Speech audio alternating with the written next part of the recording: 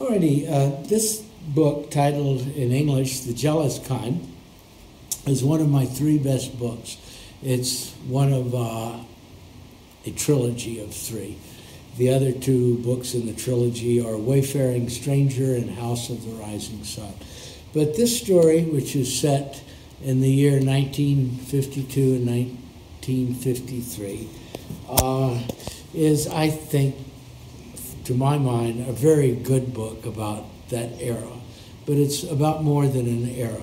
It was actually referred to in many reviews as a coming-of-age book. I don't think that's what it is. There's an element of that. It's, again, about America's entry into the post-World War II era, an era which is clearly defined by neo-colonialism, and that's where we are today. But it's about some kids, high school kids, who get in an awful lot of trouble. And the 1950s was a great time to be around, but the portrayal of it is often, at least in popular culture in this country, mythology, in my view. Yeah, it was a very nice time to be around, but what was actually occurring during that period? Answer: the class war, and it was a violent one. And it was the era of juvenile delinquency, the beginning of the civil rights movement, which was an extremely violent one.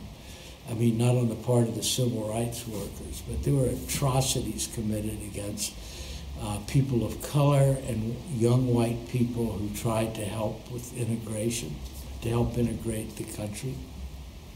Also, it was a time of music, but not the music that people often associate today with the 1950s.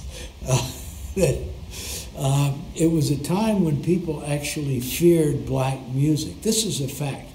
I was in Alabama in 1956. It was against the law to play rock and roll music on the radio. That's what it was like back then.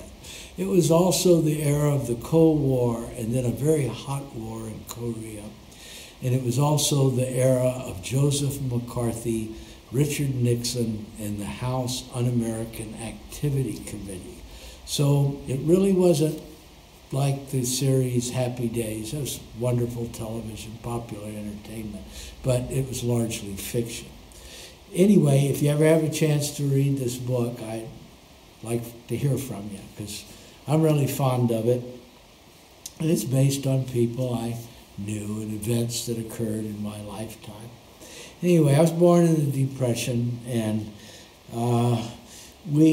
those people who were born in the Depression are a transitional generation. We are probably the last who will remember what people call traditional America. Others can say the country is the same. It is not.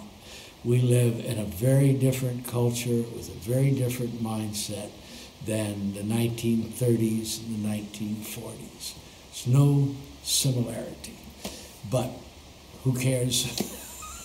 Who cares to live in the world you're born into?